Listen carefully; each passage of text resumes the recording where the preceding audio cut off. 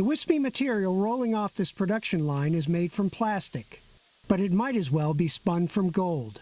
It's melt-blown textile, the material that makes certain face masks so effective against the coronavirus. The melt-blown previously was roughly $25,000 to $28,000 per ton, and then towards the end of April went over $450,000 per ton.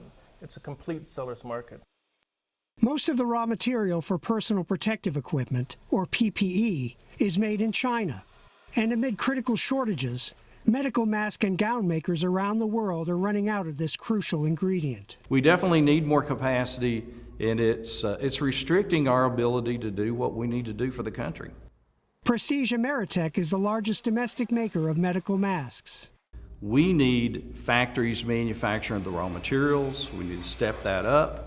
There are just a handful of American businesses producing melt-blown textile, and those firms say they can't make enough. The Trump administration has spent more than $20 billion on COVID-19 contracts. But despite early warnings, the federal government failed to block exports of the material by those domestic producers. And it hasn't yet made the long-term commitments U.S. manufacturers say they need to ramp up production. University of North Carolina researcher Phillip Clapp explains that mask filtration efficiency doesn't depend on the size of the pores in the fabric, but on the makeup of the melt-blown plastic. That the electrostatic charge of the material actually helps to kind of suck up these smaller particles out of the air and makes them work very well. Rear Admiral John Plovchek heads up FEMA's supply chain task force.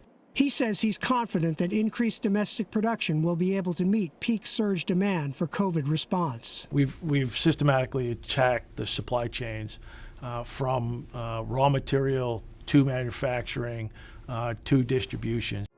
Lidl Incorporated is spending more than $25 million to add 2 melt-blown lines at its New Hampshire facility. But Reese says American manufacturers will never be able to compete with Chinese prices.